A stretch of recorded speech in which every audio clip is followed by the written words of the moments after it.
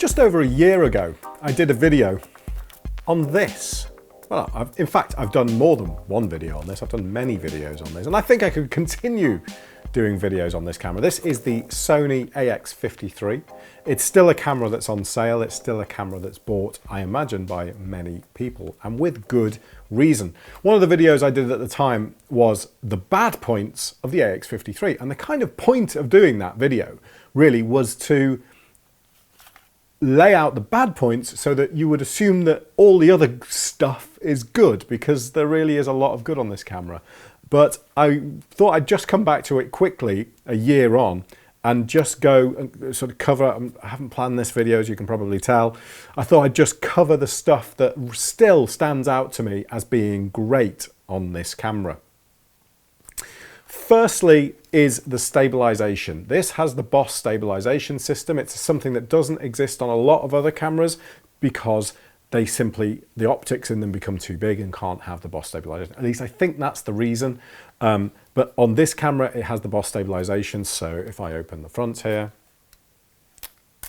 yeah, it's a bit battered up. It's a bit smashed up now. You can kind of see, you can sort of see how the Boss stabilization works there. You can see the lens hovering around, and the stabilization on this camera is truly excellent.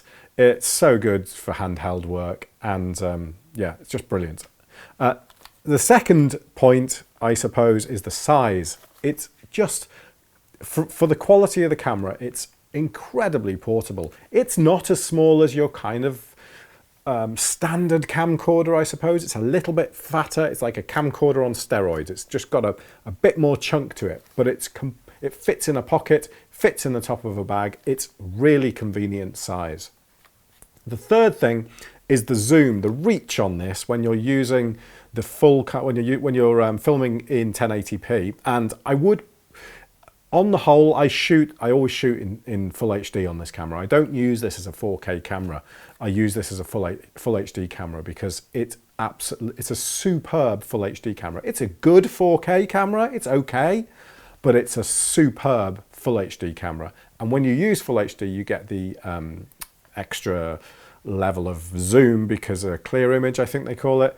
And the amount of reach that gives you on something this size, and the ability, because of the Boss stabilization, the ability to still stay sort of stabilized.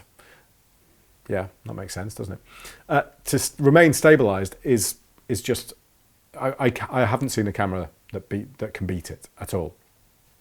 The fourth thing, I guess, for me, is the fact that it has a mic input here on the side. I use this all the time. I stick my lav pack on top of there, and I just curl it round a few times and then feed it into the side there, giving great audio quality. You can adjust the audio settings manually. I've got videos on all this stuff, and that's incredibly useful for me. Number 5, are we up to number 5? I think we are. HDMI out. So it's micro HDMI, bit of a pain, hasn't broken yet, and I've used it a lot, and it's clean. So you can push the HDMI out into an external recorder, and while it may only be 8-bit 420, it doesn't matter. The quality is excellent, and you'll see that a lot of my videos that I've actually done where I'm sat in a similar situation to this are recorded using this camera. And the display itself, so this display you can see, well, you can see is much brighter than the actual what I'm videoing at the moment, and it's a really, really bright display. You don't need to use the viewfinder at all. I mean, you can if you want, but it's not brilliant, the viewfinder. So using the display is perfectly fine in bright sunlight because the display is so bright, so white, and really, really clear. So that's a big plus as well. What else can I think of that that stands out for me? Well, the batteries are nice and simple, aren't they? The batteries are a good size.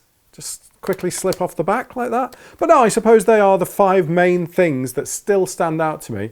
Oh yeah, as I've mentioned it as I've been going along, image quality. The image quality is wonderful. The colours, the representation of colours is good. The skin tones are good.